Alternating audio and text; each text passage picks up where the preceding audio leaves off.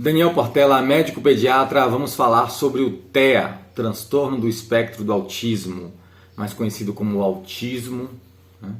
E é um transtorno, é um problema do desenvolvimento infantil, problema do desenvolvimento neurológico infantil, é um transtorno pervasivo, ou seja, ele se infiltra no comportamento da criança e faz parte deste comportamento, portanto não tem cura.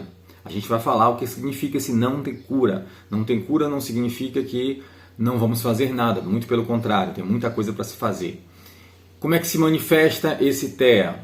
Esse TEA, esse comportamento alterado, esse desenvolvimento neurológico vai se expressar em 3 campos. Na linguagem, a linguagem da criança comprometida, com algumas alterações, algumas fugas da normalidade.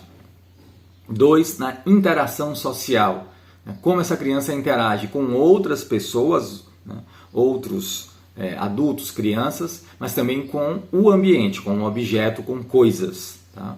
E por fim, num padrão de comportamento restritivo repetitivo. São crianças que tendem a se interessar, ou focar sua atenção para alguns tipos de coisas, para alguns tipos de temas, ou despertar o seu interesse para alguns objetos e fixar nesses, e repetir alguns comportamentos, que a gente vai falar mais à frente. Tá? Bem, como eu citei, é um problema que não tem cura, mas, todavia, porém, é muito importante que tenha diagnóstico precoce, porque o diagnóstico implica tratamento, intervenção precoce.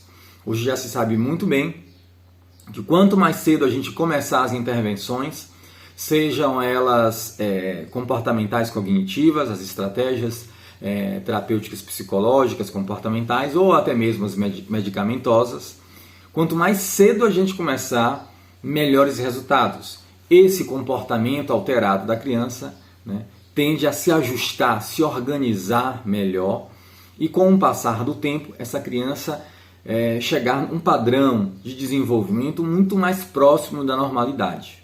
Bem, o TEA ela tem origem nos primeiros anos de vida, nos primeiros, principalmente ali entre 12 e 24 meses, quando esses sintomas se tornam mais evidentes.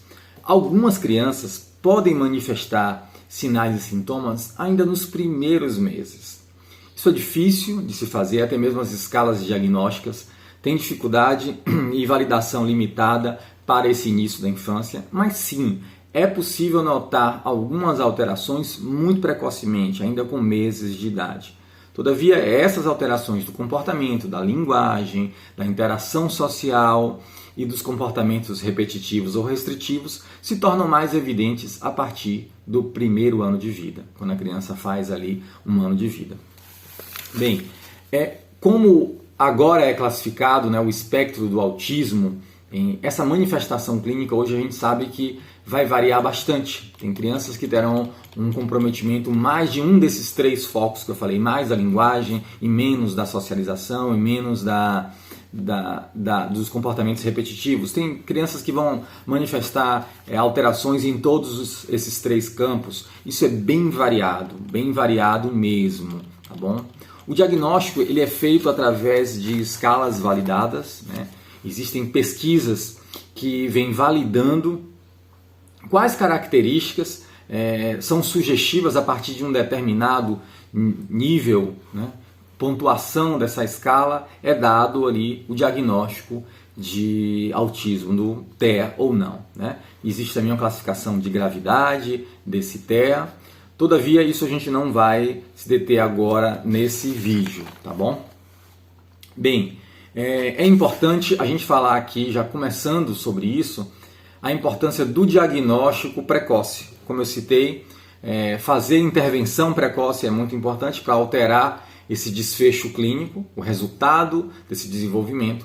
E isso passa muito pela aceitação, alguns aspectos, mas aceitação dos pais, capacitação de profissionais de saúde, maior qualificação das escolas para identificar essas crianças.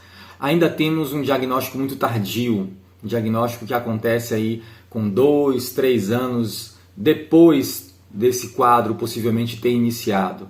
Muitas vezes esse diagnóstico é feito no ambiente escolar, né? A família se passou, profissionais de saúde se passaram, essa criança inicia a escolarização e aí então quando começa a se notar algumas alterações de comportamentos que são sinalizados pelo universo escolar e aí então chega na saúde e é o primeiro momento que a gente tem às vezes diagnóstico dessas crianças.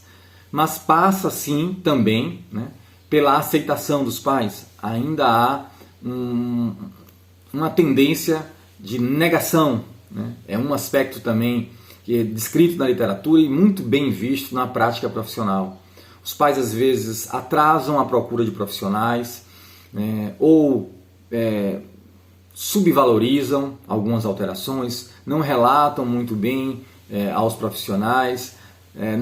As consultas médicas têm sido muito aceleradas, o próprio pediatra geral tem estado desqualificado, né, uma condição desqualificada para avaliar o TEA, não aplicam escalas de sensibilidade maior para triagem, escalas de triagem. Então ainda temos ainda um desafio bem grande para detectar esse transtorno do espectro do autismo, que precisa ser detectado numa fase mais precoce, tá bom? Então a gente vai começar falando sobre o autismo em outros vídeos, vamos seguir aqui essa discussão, começando por esse vídeo, onde eu fiz uma revisão geral aqui do que como é feito o diagnóstico e dos desafios que nós temos, tá bom? Se esse conteúdo foi relevante para você, se inscreve no canal, compartilha e deixa nos comentários as suas dúvidas.